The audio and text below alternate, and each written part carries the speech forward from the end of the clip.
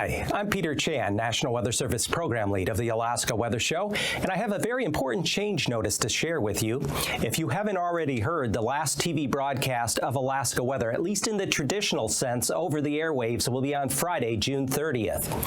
Starting on July 1st, the National Weather Service will provide a modified web-based version of the program on a new YouTube channel.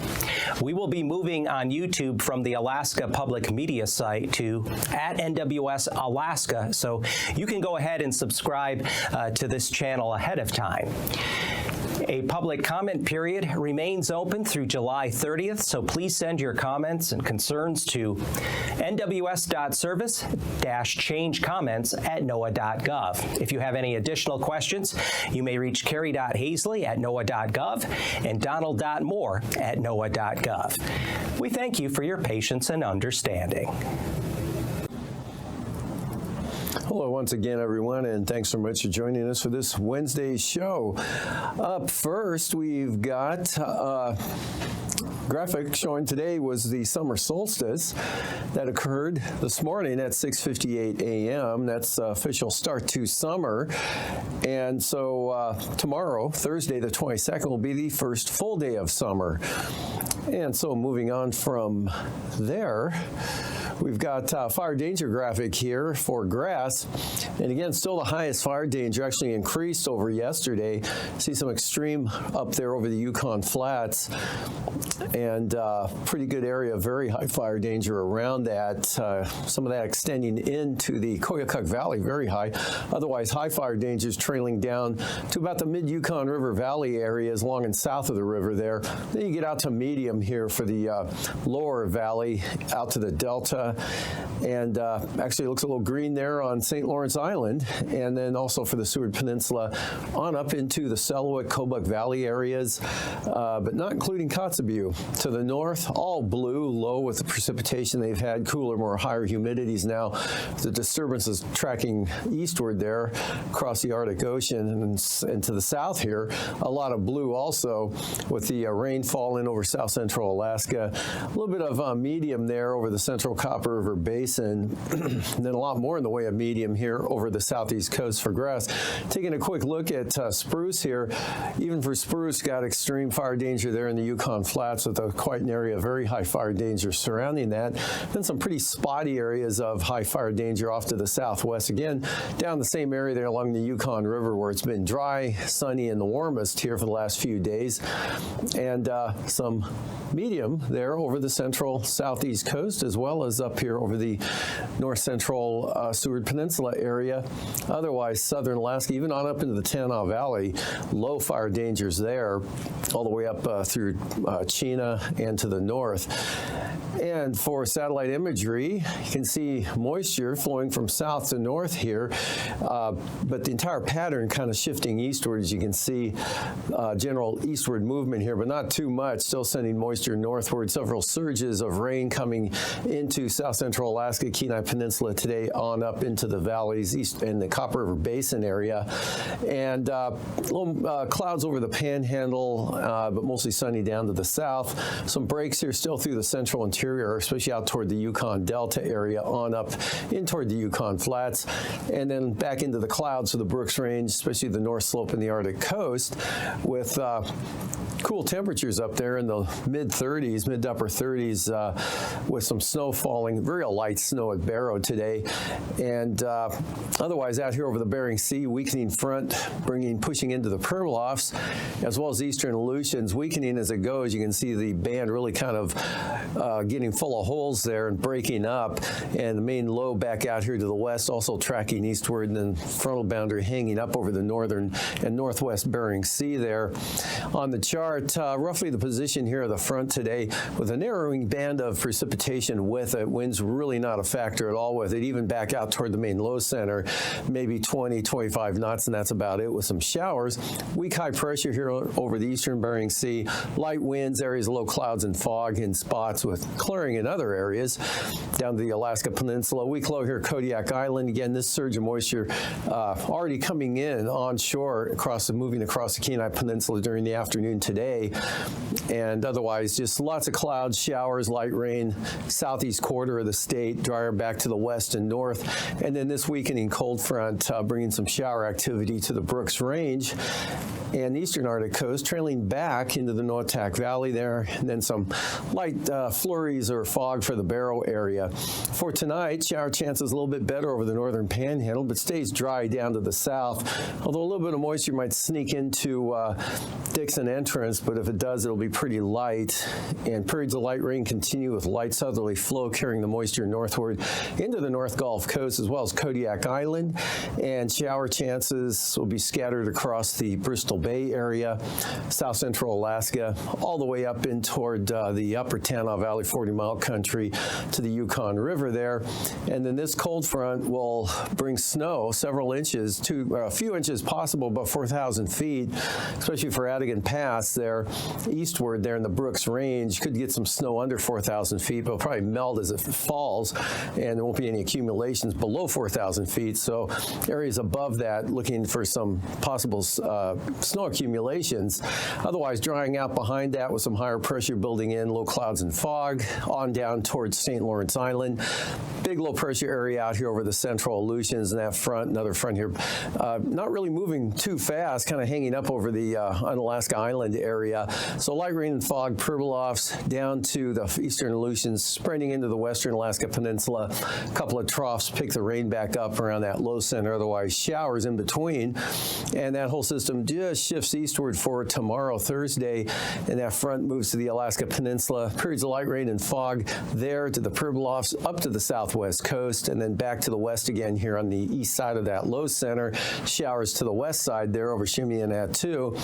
Clouds, showers, cool temperatures, southern Alaska into the northern panhandle. Maybe some sun breaks there over the southern southeast coast, and could be some pretty good sun breaks here over the central northern interior from about the Yukon River there on up into the Koyukuk Valley, Brooks Range area.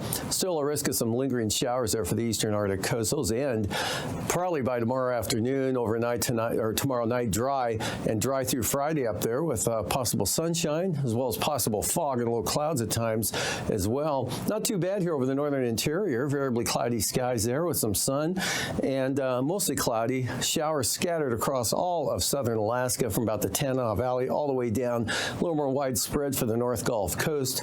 Then this front here kind of linking up with some moisture with this weak low will make for a cloudy, kind of wet, drizzly, rainy day for dismal day for Kodiak Island and along the southwest coast. Same sort of pattern there. Light rain, fog, and drizzle, Alaska Peninsula on up into the northern Bering Sea. Showers and light rain for the Aleutians, partly to mostly sunny for the southeast coast. Lows tonight, mostly in the lower 50s.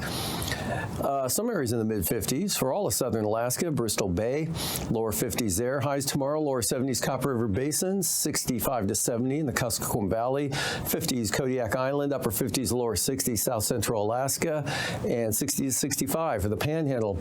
Lows the following morning, again, upper 40s to lower 50s, followed by highs, lower 70s Copper River Basin, 65 to 70 across the southeast coast, and upper 50s to lower 60s South Central Alaska, and 50s for the Kodiak Island area.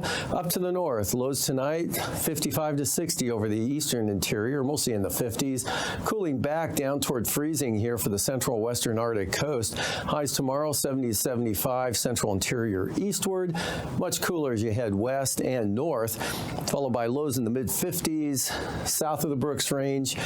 Shade below freezing here, or near freezing for the central eastern Arctic coast. Highs 80 for the Yukon Flats there, and near 80 for Fairbanks over toward Eagle. And then out to the southwest coast, lows tonight in the lower to mid 40s.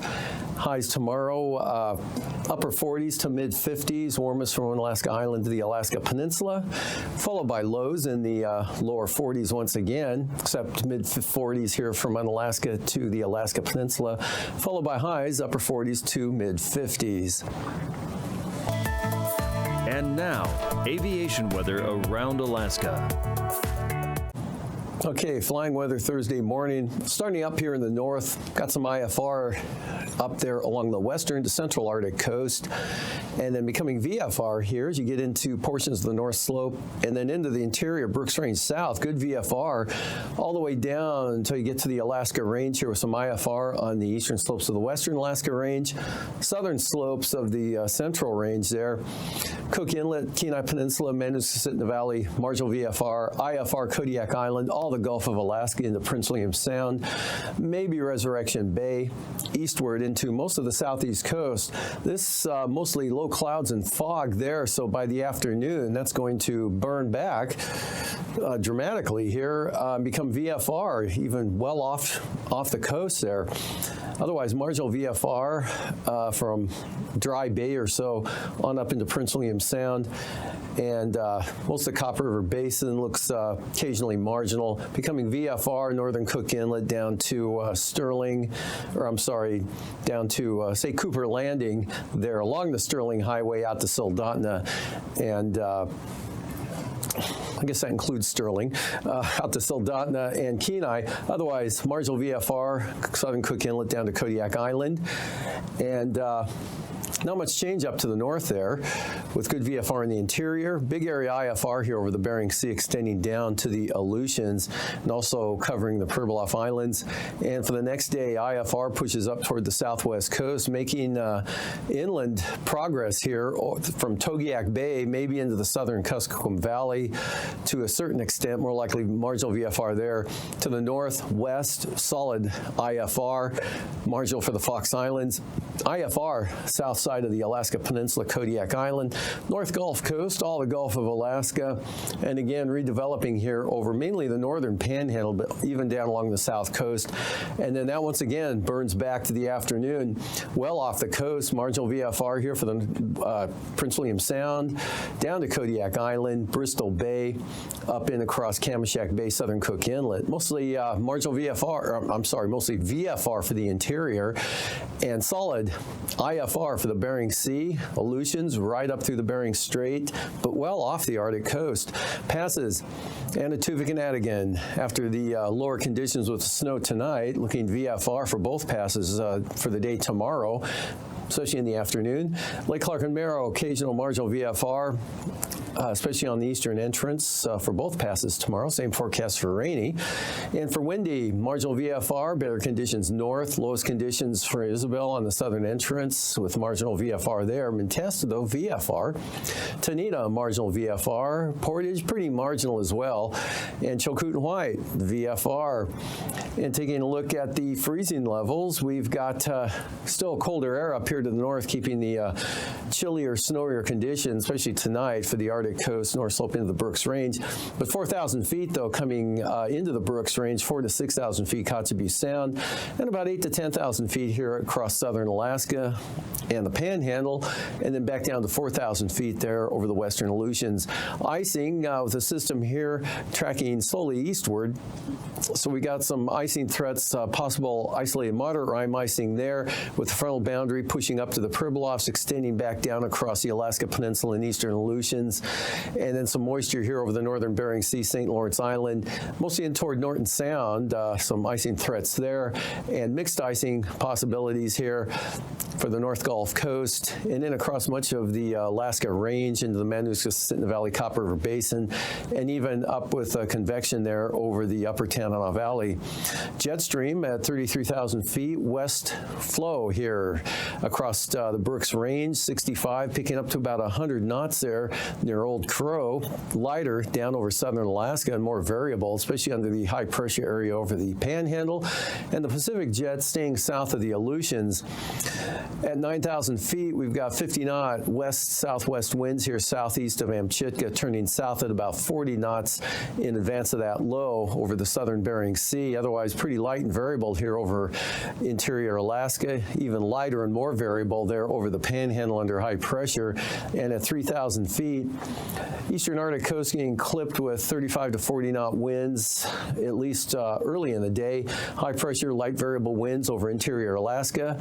Windier with that low out to the west. And with that, we're looking at moderate turbulence from Unamak Island to Adak and then the western Aleutians.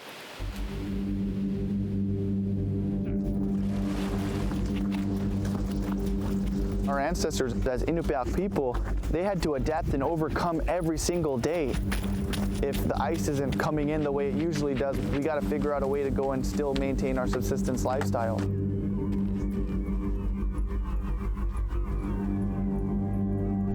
Rural Alaska has the highest rate of suicide per capita for the entire United States. I lost 13 of my basketball teammates and classmates to alcohol-related deaths and suicides. I went to that dark place in my life. That's when a kid said, hey, you should try out for American Ninja Warrior. More than 40,000 applicants.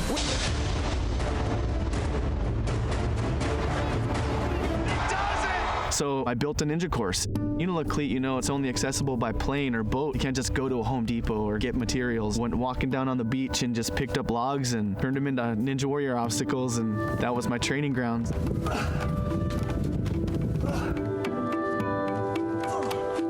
Unalakleet is a community that sits where the Unalakleet River comes down and feeds into the Bering Sea. Much like other communities, Unalakleet relies on shorefast ice to protect it from storms throughout the winter. And that ice kind of comes right up against the beach, and it creates this barrier between us and weather. When that shorefast ice is gone, that protective barrier is gone, it presents an immense challenge as that coastline is eroded. Back in September, we had a big storm. Basically flooded my entire course and tore apart like half of my obstacles. And I was hopeless, you know, there was nothing I could do against the weather. But more importantly, we were wondering if we were gonna have to evacuate town. We were worried if we were safe or not. The ice season in the Bering Sea region has shifted from November to June to January to late April. By February, we'd have maybe 4 or 5 feet, 6 feet of ice by springtime.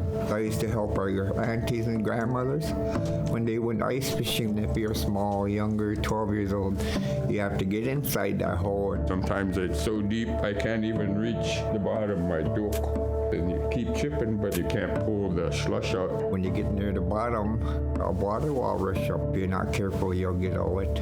Now we're lucky if we get 6 inches, 12 inches a year. You know, in my lifetime, I've seen the amount of ice almost diminish. As you lose protective shorefast ice along the coast, communities are exposed to a rough ocean for much longer periods throughout the year. You get a 20-mile-an-hour wind, those waves get pretty big, and they start eating away at the land that we live on. Well, Unalakleet's a village of 750 people. There's a river on one side and then the ocean on the other side. When you have storm surge, it's not only a rising sea, but a rising river as well. We're lucky that we do have a dike made up of rock. However, that rock settles with wave action. The wave action becomes larger and just more water with full force hitting the beach. When this high water comes, it a lot of times can go over even the airport runway. And it brings in wood, it brings in rock.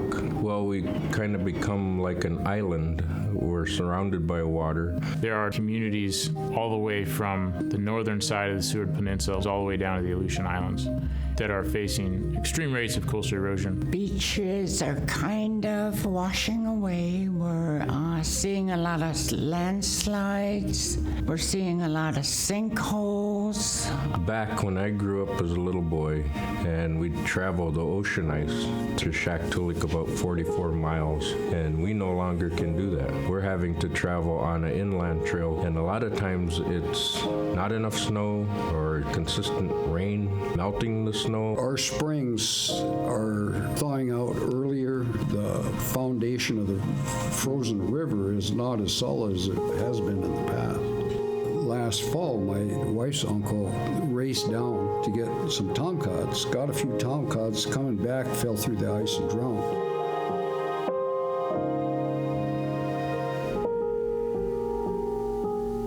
I need to haul wood earlier in the winter instead of late in the spring like we've been doing. Sooner or later, our lowlands may get flooded out.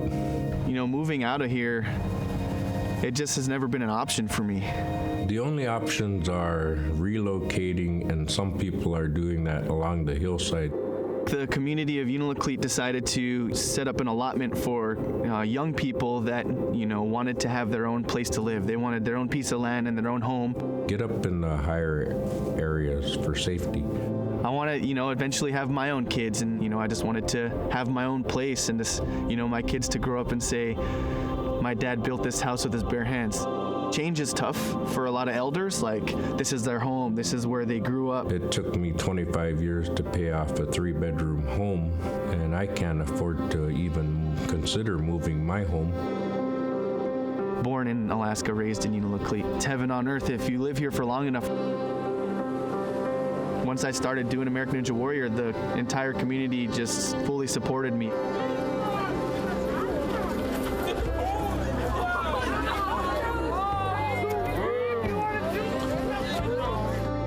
Here I am auditioning and sending you guys a video, so pick me.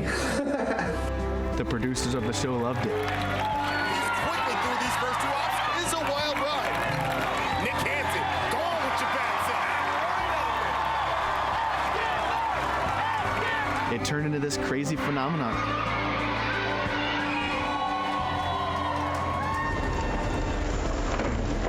So now it's just a matter of starting from scratch. It's an opportunity to start something fresh and start something new, and it's going to be amazing.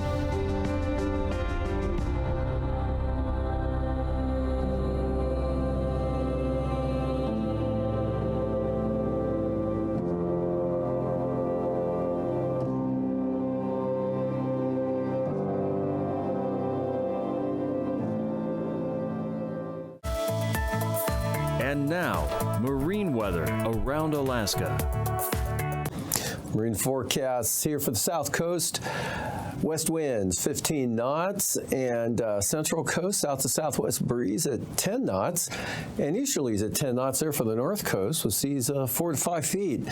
Light winds over the inside waters for Clarence Strait, specifically northwest at 10. Otherwise, Clarence Strait, Lynn Canal, Glacier Bay, all looking at a light 10-knot breeze tomorrow from the south with 2-foot seas. And for Friday, not much change here over the inside water. In fact, no change. All light winds from the south here, Stevens Passage, Lynn Canal, northwest at 10 for Clarence Strait.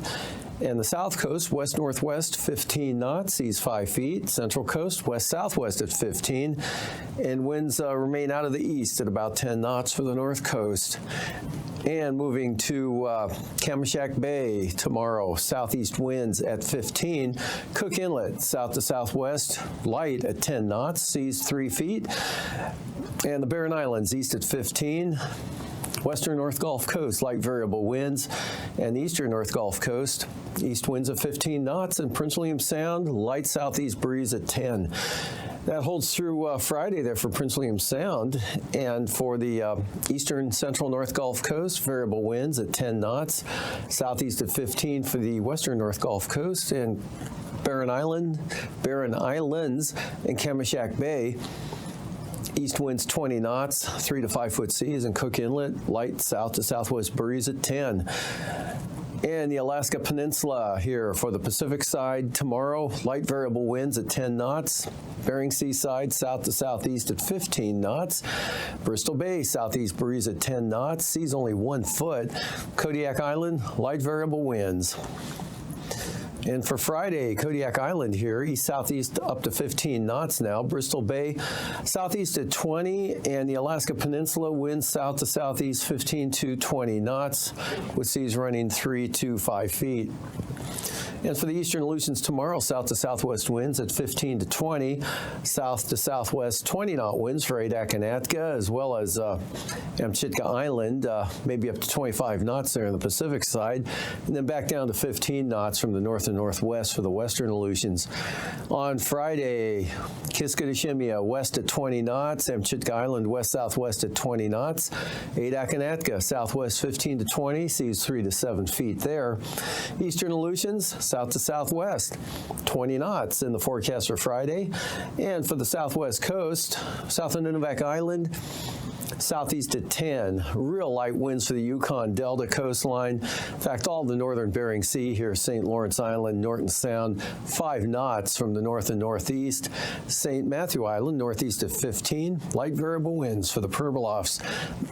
That holds through Friday. St. Paul, St. George, light variable winds, seas 5 feet. Southwest coast here, southeast at 15, northeast at 15, St. Matthew Island. St. Lawrence Island, Norton Sound, east winds 10 to 15 knots with 2 to 3 foot seas. And for the eastern Boulevard Sea coast, west winds tomorrow 10 to 15 knots, west at 10 for the central coast, northwest at 10 for the western coast. Chukcc, north to northeast, real light 10 knots, seas 2 feet. And then for the day on Friday, central and eastern coast up here, east winds at 15 knots and northeast at 15 for the western coast. And for the Chukcc, north to northeast winds 10 to 15 knots, seas running 1 to 2 feet.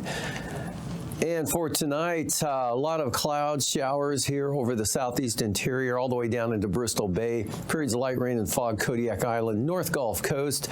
Shower chances a little better over the northern panhandle tonight. Dry in the west and to the north. Low clouds and fog, northern Bering Sea up to the Arctic coast. Wet over the Aleutians, southern Bering Sea, as that front brings rain through tomorrow here for the Alaska Peninsula. Increases it again along the southwest coast. Lots of showers and areas of rain, cloudy skies, southern Bering Sea and Aleutians. A lot of showers, cloudy skies, cool temperatures for southern Alaska into the northern panhandle, mostly sunny over the central and northern interior, and some lingering shower activity up here over the eastern Arctic coast. Rain or snow showers tomorrow, especially early on. That may end by the afternoon. Does end by Friday with partly mostly sunny skies up that way. Central, southern interior, mostly cloudy, showers scattered around across the entire area there. Rain along the southwest coast. Not too bad for the panhandle. These forecasts are for planning purposes only. Call 1-800-WX-BRIEF for a formal pre-flight briefing. Always file a flight plan before you go flying. The U.S. Coast Guard Auxiliary urges you to leave a float plan with a friend or the harbor master before you go boating.